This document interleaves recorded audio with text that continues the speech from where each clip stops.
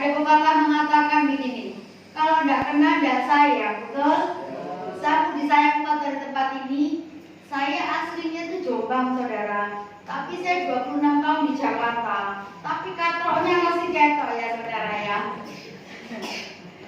Saya melayani di GP Eklesia Jakarta dengan 1 suami dan 5 orang anak. Suami saya namanya Pak Abraham. Karena Abraham anaknya banyak. Itu aja harian saya ngajar. Saya rasa cukup ya, panggil saya Mbak Dewi, Bu Dewi, saya senang sekali. Hari ini sama-sama berdiri dulu yuk, sama-sama berdiri dulu. Tadi ada punya iya-iya, gandol-gandol, saya juga punya iya-iya ya. Semua tangannya di bawah, ikutin saya begini. Pegang mulutnya bilang gini. Ucap firman, ayo. Ucap firman, dengar firman, simpan firman, tangkap janji Tuhan. Keren-keren ahli-ahli ya.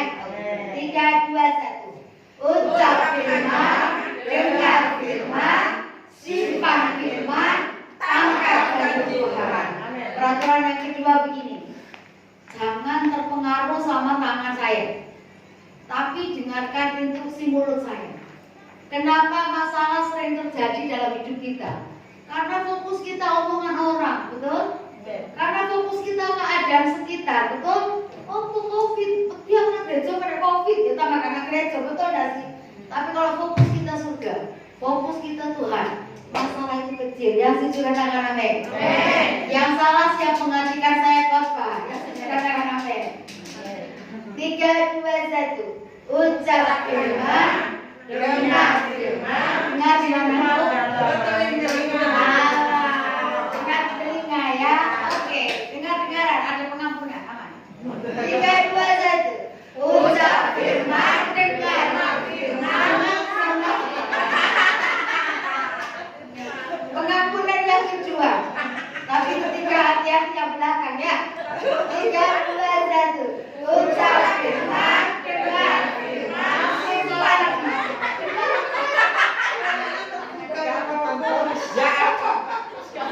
Ayo sama-sama kompak biar kita malam ini menangkap janji Tuhan. Amin.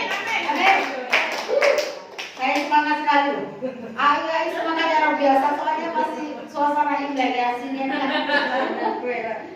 Kuala. Oke. 3, 2, 1. Ucap firman, dengar firman, simpan firman, tangkap janji Tuhan. Tangkap janji Tuhan. Tangkap janji Tuhan. Tepuk tangan yang terbaik buat Tuhan. Masih berdiri. Soalnya kita cuma baca 1 ayat. Sama-sama buka. Rut pasal 1 ayat ke-16. Rut pasal 1 ayat 16.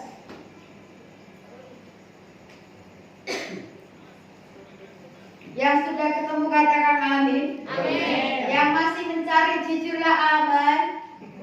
Ayai saya tunggu. Amin. Amin. 3. Oh, ada multimedia. 3, 2, 1. Tetapi kata Rut, jangan aku tinggalkan engkau dan pulang dengan tidak mengikuti engkau. Sebab kemana engkau pergi, ke situ juga aku pergi. Dan di mana engkau bermalam, di situ juga aku bermalam. Bangsamulah bangsaku dan Allahmulah Allahku. Amin. Silakan duduk. Judul firman Tuhan hari ini singkat, ayatnya singkat, judulnya singkat. Terima kasih. Judulnya adalah komitmen. Apa Mama? Komitmen. Yang pernah dengar kata komitmen angkat tangan. Yang pernah mendengar kata komitmen. Oke. Tidak boleh sama ya. Nah, si Noni cantik ini, komitmen itu apa nih? Lihat. Oke, cukup janji. Saya kanan sudah punya janji, saya kiri tidak boleh sama. Ibu Kepala aman, bagian terakhir ya. Ada lagi selain janji? Tadi song leader luar biasa, atmosfer pengurapannya keren banget. Komitmen itu apa selain janji? Persetujuan. Jangan ikut, jangan bagian sendiri. Persetujuan. Ya bolehlah, 80% member lah. Yang CC sound leader, komitmen selain persetujuan selain janji. Apalagi? Omongan yang kita kesepakati. Omongan berarti kesepakatan sih ya. Jadi kesepakatan terus sportif. Oke. Nanti saya kumpulkan jawabannya. Oke. Saya kira banyak banget ya. Siapa yang bisa bantu saya Bapak yang baju biru? Untuk gambar kalau saya buat baik. Komitmen adalah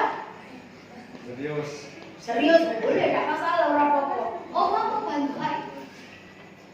Oke, saya kumpulkan ya. Ternyata komitmen menurut jemaat di tempat ini adalah janji, adalah kesepakatan, adalah serius, adalah persetujuan, apalagi? Oke, Ibu Gembala Anda luar biasa, nggak tega jemaatnya digodain sama Udin. Apa sih komitmen? Kebulatan tekad. Ini secara umum. Pengabdian. Oke, boleh pengabdian. Taat. Oke, boleh. Ada lagi? Ada 7. Sudah ada 7? Sudah? Ada yang mau bantu? Oke. Ternyata begini. Jawabannya semua betul. Tepuk tangan buat Tuhan. Dan begini. Menurut ahli teologi yang namanya Josh Barna, yang namanya komitmen itu begini.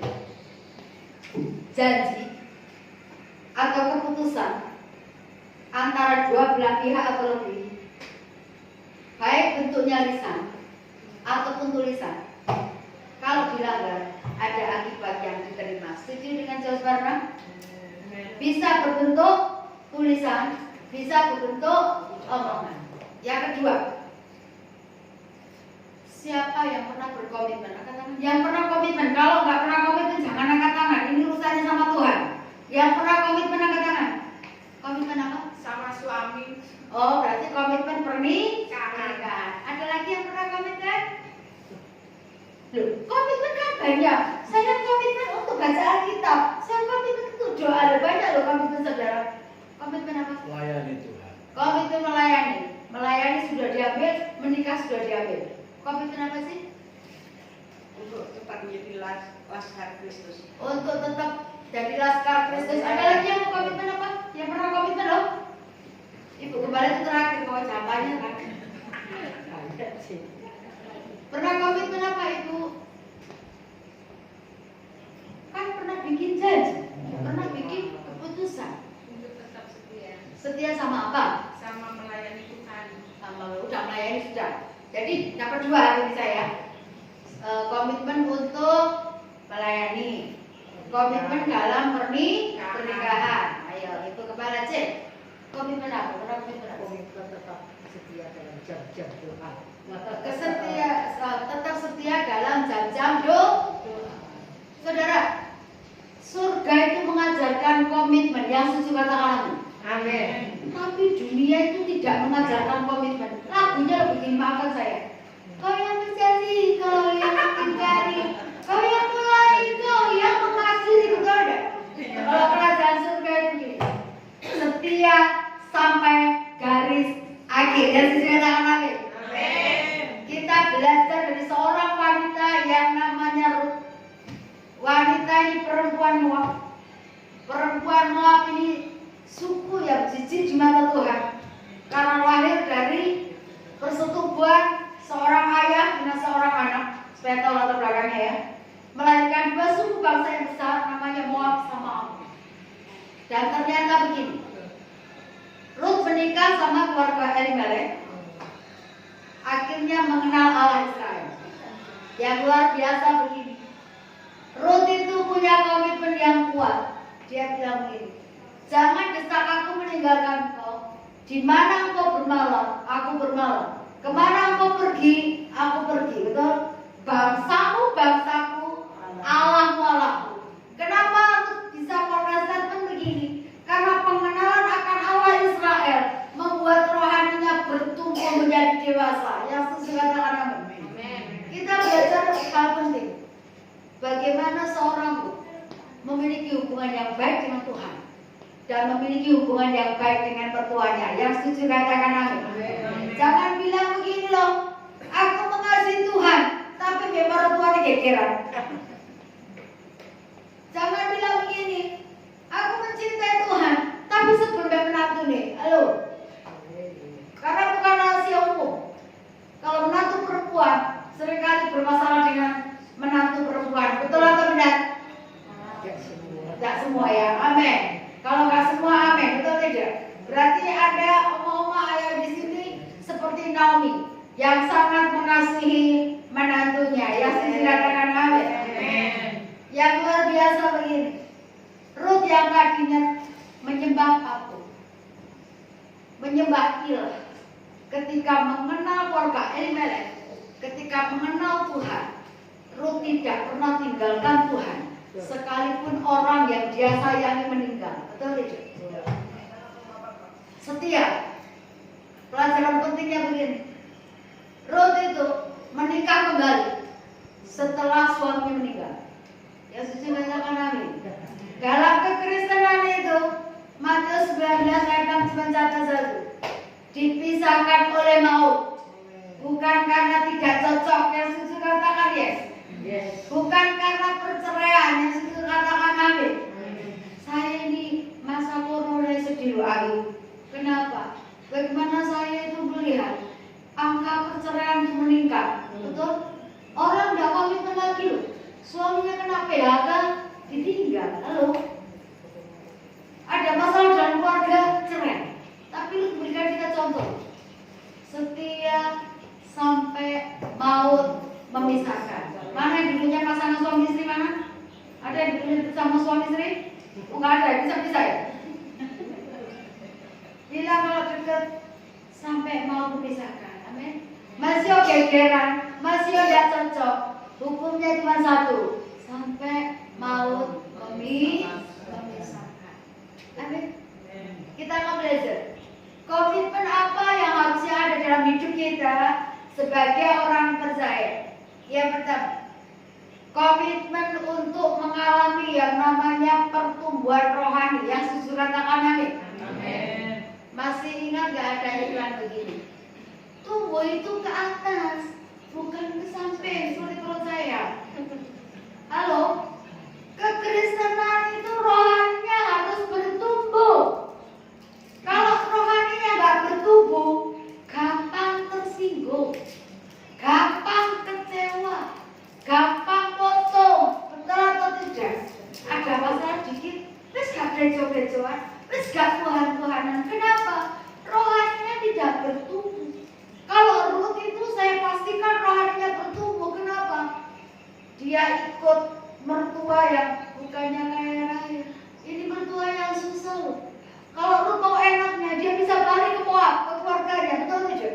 Tapi yang luar biasa begini, pengenalan Ruth akan Allah membuat dia menjadi pribadi yang berani berkomitmen sama Tuhan.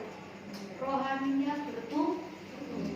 Cirinya gampang loh Bu Gembala. Kalau rohaninya bertumbuh itu begini. Halo, apa kabar? Oh puji Tuhan, luar biasa Bu Gembala. Walaupun ada masalah, Tuhan tetap bela. Itu rohaninya bertumbuh. Kalau rohaninya nggak bertumbuh, gimana kabarnya? Gak tahu lah Bu Gembala, hari esok sembuh, akhirnya masa dan menyerah beda. Betul nggak? Kalau orang dididik ngomongin aku gak sanggup, aku gak kuat loh. Rohaninya gak bertumbuh. Kalau orang rohaninya bertumbuh itu menghadapi apapun tetap kuat dan katakan di Filipi 4 dan 13, segala perkara dapat kutahu di dalam Dia yang memberikan kekuatan kepadamu. Menghadapi mertua cerewet, orang efek. Menghadapi menantu ketus, gak masalah. Rohaninya bertumbuh tuh responnya menghadapi apapun beda. Yang suci katakan amin. Saya tidak menyindir Ibu Gembala Saudara ya karena sendiri ya. Tapi karena saya lihat dia komitmennya suci katakan amin. Amin. Bagaimana supaya rohani kita bertumbuh? Yang pertama, komitmenlah dengan jam-jam doa kita. Yang sisi katakan amin. Saya ini jujur sejujurnya, generasi milenial, generasi zaman now, itu lebih banyak menghabiskan waktunya untuk handphone, untuk gadget. Betul atau benar? Jemaat zaman now maunya begini, doa sedikit, menyembah sedikit, menyanyi sedikit, tapi mau berkatnya banyak. Ya orang itu, karena hukum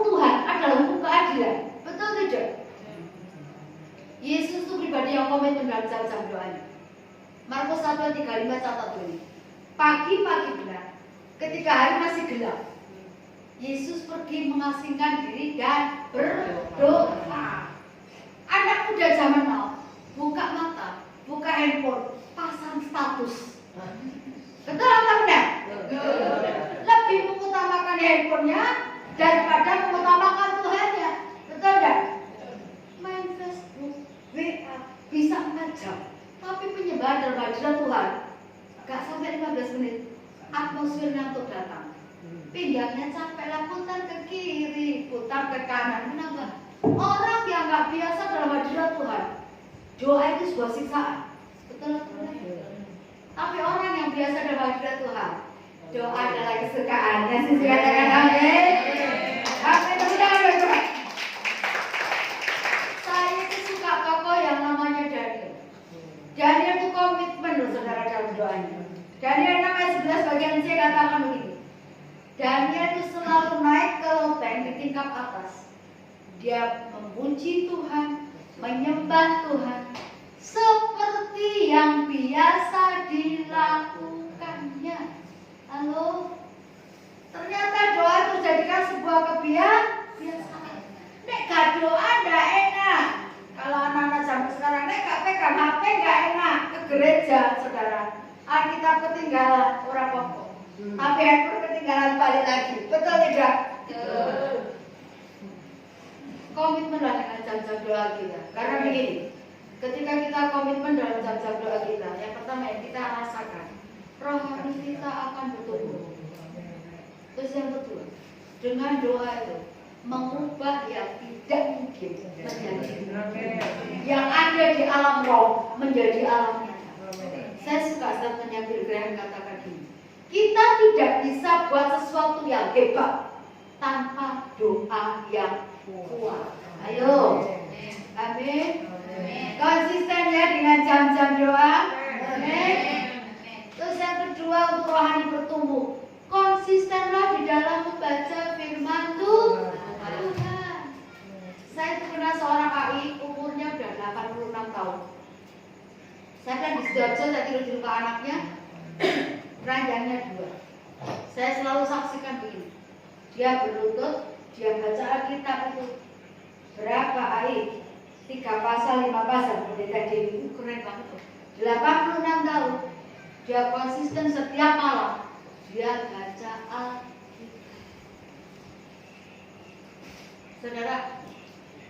Saudara tahu kalau kita baca Alkitab rohani bisa bertumbuh.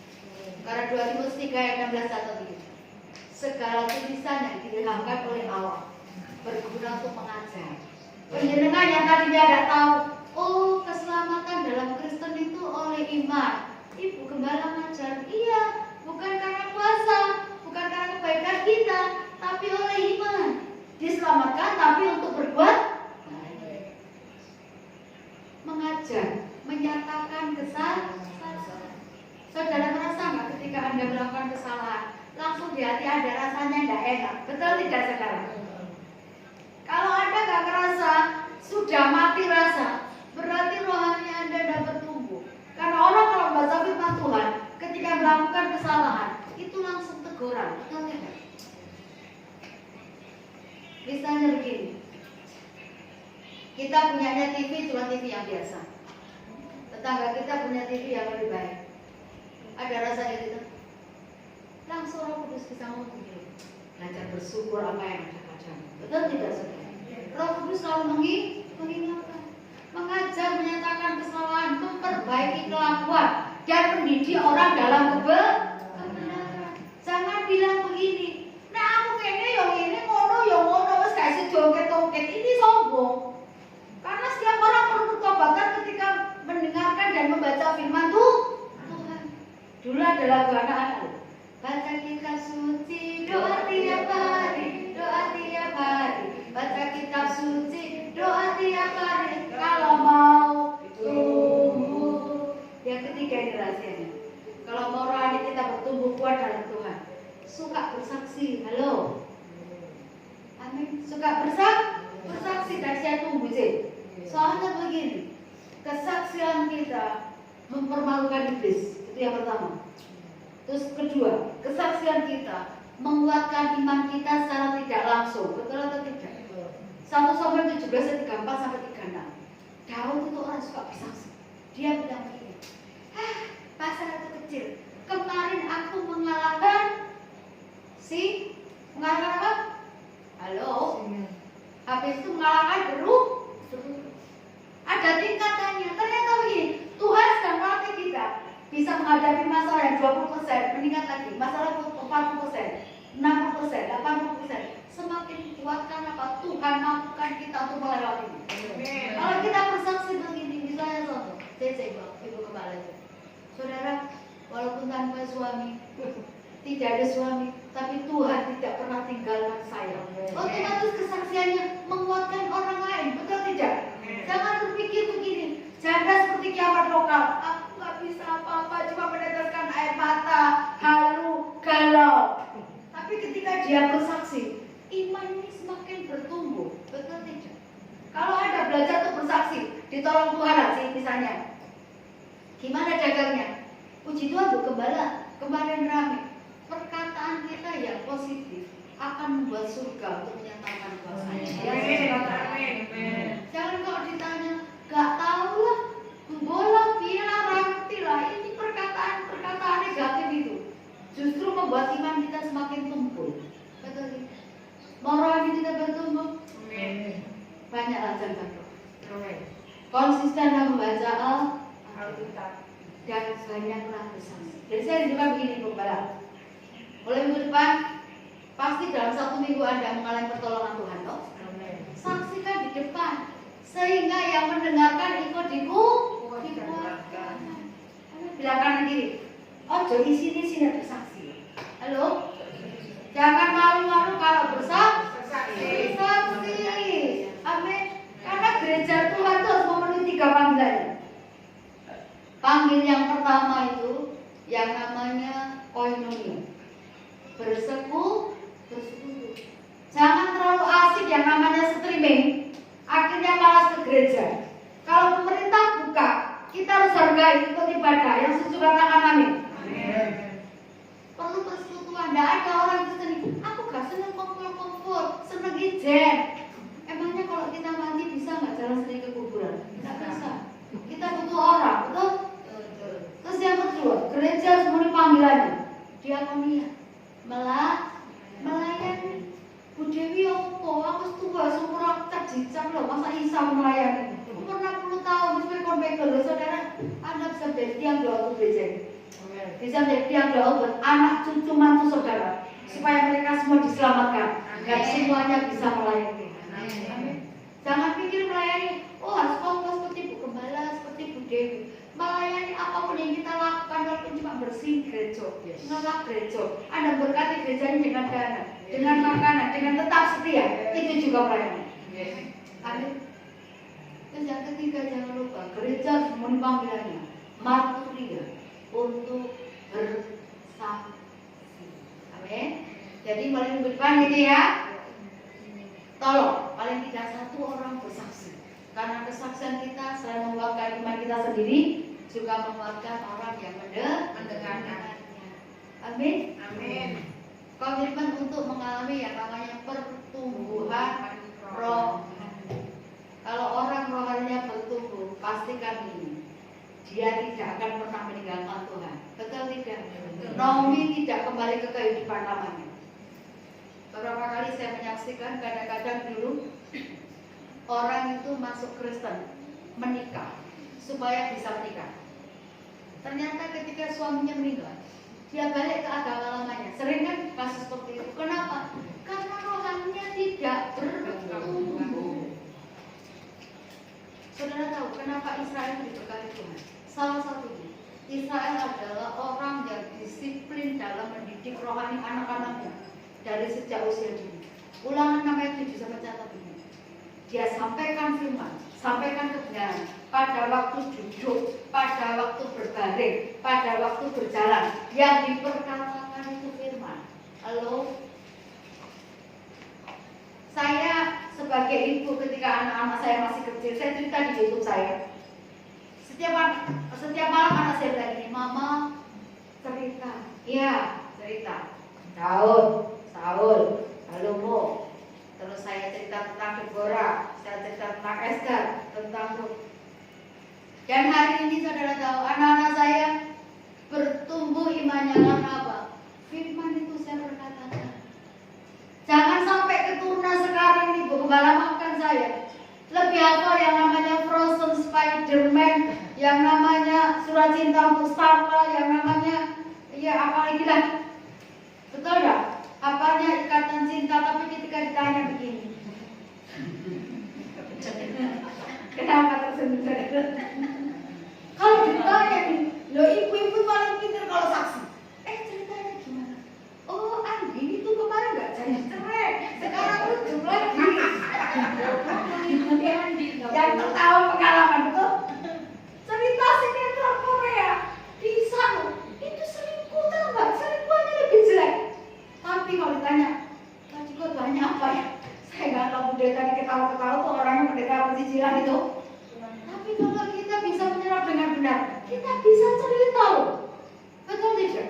Jangan sampai keturunan kita ke depan itu sampai tidak tahu tokoh-tokoh Alkitab, lebih apa tokoh-tokoh dunia. Betul atau tidak? Betul. Halo, anak remaja guys. Mari kita galakkan anak dari usia dini untuk membaca Alkitab. Yang setuju katakan amin. Karena begini, yang berbicara lebih kuat itu bukan perkataan, tapi teladan. Kalau Anda dekat sama Tuhan, anak itu tidak usah disuruh, pasti mengikuti jejak Anda. Yang sudah katakan, saya bisa buktikan. Kejadian 12 ayat 8. Kemanapun Abraham pergi, Abraham membangun mesbah. Dan ternyata Kejadian 2 ayat 25 katakan ini. Kemanapun Ishak pergi, Ishak membangun mesbah. Bapaknya berdoa, anaknya berdoa. Bapaknya menyembah, anak menyembah. Jangan sampai bapaknya bilang begini, lagi main handphone nonton TV. Kamu tuh harus ke gereja biar diberkati Tuhan. Anaknya nggak bakal ngikutin. Kenapa? Bapaknya akan kasih contoh, betul tidak? Teladan akan memberikan anak itu mengikuti jejak kita. Amin. Yang kedua, yang pertama tadi apa? Mengalami pertumbuhan roh. Yang kedua, harusnya komitmen apa? Menjaga hidup pernikahan. Yang setuju katakan amin. Amin. Ini hanya beberapa pasangan yang masih muda. Maafkan saya bicara begini. Kenapa? Sekarang banyak orang sudah nggak komitmen dalam pernikahannya. Betul atau benar? Sejak COVID, angka perceraian itu meningkat antara 20 sampai 50%. Saya tinggal di Tangerang, saya tahu itu yang namanya orang bercerai, antrinya kayak Jepang Paris. Betul tidak? Ditanya, kenapa cerai? Suaminya sudah nggak menghasilkan apa-apa. Bisa. Saya tuh bingung loh hari-hari ya. Orang kalau pacaran itu, yang nggak cocok dicocok-cocokin, betul nggak sih? Tapi ketika masuk pernikahan, kenapa jurang itu terlihat semakin lebar? Betul atau tidak? Saya bicara untuk yang masih punya pasangan. Jadi begini, apapun yang terjadi, belajarlah komitmen dengan pernikahan saudara. Jamal Mirdad sama Lydia Kandung atas nama toleransi cinta 27 tahun pernikahannya kandas, betul? Dewi Yu sama Raisa tapi atas nama rasa sayang 23 tahun pernikahannya kandas. Kenapa tahu? Saya baca berita. Kita jadi hamba Tuhan juga tidak boleh hanya cuma tertuju satu, tapi kita juga punya pengetahuan-pengetahuan yang lain, betul? Jaga pernikahan saudara. Ya setuju katakan lagi. Amin. Apalagi sekarang suatu saat saya suka gitu. Anak saya itu bilang begini, Mama, namanya selingkuh itu apa? Anak kecil kan ada lagunya loh. Lagunya aku tuh bilang, tak selamanya selingkuh itu indah. Buat anak kecil, selingkuh itu apa? Saya kasih bahasa yang sederhana. Selingkuh itu gini deh. Dia berteman sama orang yang jahat, orang yang nggak benar. Karena anak SD saya kan nggak mungkin jelasin, betul tidak saudara? Percaya begini, ketika ada komitmen dengan pernikahan saudara, berkat itu menanti. Karena begini, ketika Ruth komitmen dengan pernikahannya, Ruth diberkati Tuhan dan Ruth dipakai oleh Tuhan. Matius 1 ayat 5. Nama Ruth tercatat cikal bakal nenek moyang kelahiran Yesus Kristus Tuhan. Saya menghormati ahli-ahli yang mempertahankan hidup sendiri karena mengasihi Tuhan dan mengasihi keluarganya yang sesuai dengan nama. Karena untuk orang-orang yang komitmen, untuk orang-orang yang setia, ada berkat spesial yang Tuhan sediakan. Amin. Yang terakhir saya mau saksi. Bagaimana seorang istri ini setia banget, komitmen dengan pernikahannya, sekalipun dia punya suami yang selalu menyakiti hatinya. Saya panggil Noni sama Sinyo saja, ya, paling muda ya. Noni ini orang Jawa, Sinyo orang Cina. Noni dikasih tahu sama papanya, oh itu yo, aja kamu nangis Cina, oleh kok gini ya. Itu kan opini publik dong. Seringkali orang itu bicara suku tuh akhirnya mudah membentuk opini yang salah. Tapi saudara yang namanya cinta, sekali cinta akhir, tetap mereka menikah, betul? Pernikahan berjalan 5 tahun, 7 tahun, mereka bahagia sampai punya anak 3. Ternyata usia pernikahan ke 11 tahun mulai ada masalah. Suaminya mulai kasar, mulai tidak benar, suka mabuk, suka perempuan. Saya kaget, anaknya 3 itu saya panggil Sinyo sama Noni itu. Tante Dewi, aku punya lagu baru. Lagunya apa nyok? Saya gini baru begini dan nyanyi di depan ini. Lagunya begini Tante Dewi. Aku dikepui sepanjang hidupku dikepui. Gak mau salah popo, pokoknya dikepui. Terus saya juga gak percaya, anak kecil ya. Nyok, kok nyanyi kayak gitu? Tante gak percaya, tanya sama mami. Saya panggil. Cik, aku mau tanya, kenapa Dewi? Itulah anakku kok nyanyi kayak gitu. Kok gitulah, gak bener itu. Memang bener maksudnya. Loh, papa ini marah itu Cik. Tendang kaki, pukul tangan. Dan anak saya melihat saya dipukuli di papanya dan papanya suka pukul anak. Loh, berarti lakunya benar. Saudara tahu, akhirnya karena satu kasus dia masuk penjara. Ketika masuk penjara, keluarga Noni itu lagi. Kon kalah ya karena becino, mari dulu Kristen, saiki kon soro lo yo. Saudara tahu, orang tuanya bilang ini, sudah kamu balik ke agama asal, kami akan urus anak-anak. Nanti dia bilang, Bapak Ibu, saya sudah memutuskan menikah sama dia dan saya akan setia apapun yang terjadi. Kata orang tua Noni, kamu itu bodoh. Sudah tahu, keluar dari penjara, bikin kasus lagi. Yang pertama kan di Medan.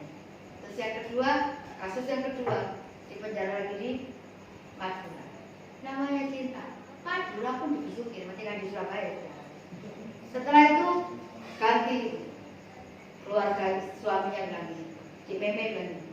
Sudahlah, sekarang begini ya, salah adikku. Kalau kamu tidak kuat, wes jano.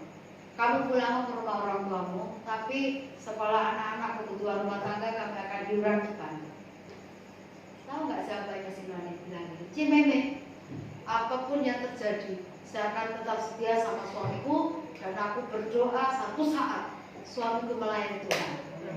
Kan lucu saudara, ini pegajolo, ini preman, ini nggak bener loh. Istrinya bisa bilang, saya berdoa satu saat suamiku melayani Tuhan. Ya sudah, kalau sudah pilihannya, sudah saudara keluar dari penjara di Madura, balik. Cuma baik 3 bulan. Baik 3 bulan, umat lagi, mabuk lagi, perempuan lagi. Kalian tahu kalau mabuk itu, pulang jam 1 malam, jam 2 malam. Istrinya itu dengan setia, tidak ada omongan pagian. Suaminya pulang disiapkan teh manis, bawa baskom, angkat, disekak mutabnya, disiapkan air panas. Mandi ya, ya, walaupun ribut panggil ya, kan saya bingung ya. Ributnya terus sampai hampir jalan terus, saya bingung juga. Kan udah tahu, setiap malam begitu, pulang marah-marah, besok saudara, satu saat, itu jam 2 malam, rumahnya kan panjang. Suaminya itu panggil, ya, mabul masih panggil ya, saudara. Nggak dengar kan di belakangku, dia tendang, itu berat, kaget, akhirnya istri langsung lari-lari sambil bawa aduh ya maaf ya, aku tadi di belakang udah dengar dasar perempuan begini-begini. Diam, namanya diam, tiba-tiba begini. Suaminya kayak kesetanan, dia maki istrinya, dia pukul istrinya sampai istrinya itu ketakutan, mundur. ampun yang masih diajar sampai dia mepet tembok sudah nggak bisa bergerak lagi. Bisa bapak, Tuhan Yesus sayangi suamiku, ampuni suamiku. Suaminya seperti orang kalap, itu kayak suatu Tuhan. Istri yang berdoa itu mendapatkan kasih karunia Tuhan. Ketika dia mau tendang istrinya, tiba-tiba tangannya kaku dalam waktu 5 menit. Ganti takut nggak dipukul, tapi takut yang alami namanya apa, stroke jantung. Istrinya kan bingung, loh suami kok tendang kaku, tapi karena takut tiba-tiba 5 menit setelah kaku itu tangannya kan lemes. Suaminya merangkak, istrinya ketakutan. Dia Tuhan tolong, ternyata itu lawatan Tuhan. Dia peluk istrinya dan bilang gini, Mami, aku berjanji mulai malam hari ini aku bertobat, aku nggak mau nyakitin Mami lagi. Istrinya bengong, saudara. Mereka berpelukan, tepuk tangan buat Tuhan. Ternyata begini, istri yang komitmen bisa mengubahkan suami yang besar. Jangan pernah menyerah dengan pernikahan. Soalnya begini Bu Dewi, suami itu kalau bicara sedikit tapi nyelekit. Tapi begini Bu Dewi, gak tahu sama istri saya kenapa cerewetnya dari matahari terbit sampai matahari terbenam. Sudah syukuri, kita menikah dengan pasangan yang tidak sempurna, tapi kita bisa mencintai dari cara yang sempurna. Selama ada kasih dan pengampunan, pernikahan bisa dipertahankan. Amin. Dan yang luar biasa, ketika suaminya sudah mulai pulih, mereka buka persekutuan doa. Dia tanya, Dewi, kapan ke Surabaya? Kenapa kok? Aku nanti mau buka persekutuan doa. Baik, itu 2016. Saya khusus datang karena saya mau menambahkan persekutuan doa. Waktu itu yang datang cuma 6 orang, ditambah keluarga jadi 8. 2016. 2019 kemarin, ketika saya datang ke di tempat yang sama, jumlah yang ikut persekutuan doanya menjadi 37 orang. Teman-teman, saya tanya, maafkan saya ya, ini siapa orang-orang kayak begini? Modelnya kan tahu, ini Dewi teman saya senasib seperjuangan waktu jadi preman. Jadi begini, dia injili teman-temannya dulu, mantan-mantannya. Terus saya kan iseng, saya tanya sama preman yang ikut ibadah, Kak, sampai ini ikut persekutuan doa kenapa? Dia jauh-jauh ya, begini Bu Pendeta, masalah saya pertobatan dia. Dulu dia suka ngomong kotor, sekarang kata-katanya lemah lembut. Dulu suka maki orang, sekarang kata-katanya memberkati. Ternyata begini, buah kekristenan yang nampak itu menarik orang untuk datang kepada Tuhan. Yang dikatakan amin. Seandainya singa masih dalam kehidupan yang lama, tidak mungkin teman-teman gengnya bekas mabuk, bekas piuri itu bisa mau ikut sama dia, betul? Tapi karena dia berubah, saya tuh sedih loh, orang Surabaya bilang gini, jadi kan Surabaya itu meso itu kan biasa, saudara, kita tuh anak Tuhan, kita tahu kebenaran. Efesus 5 catat, disebut pun jangan yang sesuai kata amin. Jangan mau meso kalau meso, kita harus bertampil beda, kita bukan orang dunia. Amin. Hari ini belajar dari pribadi yang berkomitmen. Ketika sinode tadi komitmen menyelamatkan keluarga, dan ketika lu komitmen menyelamatkan keturunan berikutnya, betul tidak? Jadilah pribadi yang komitmen. Tepuk tangan yang terbaik buat Tuhan. Saya yang menangis, selidiki kami Tuhan, lihat hati kami, yang mau setia sampai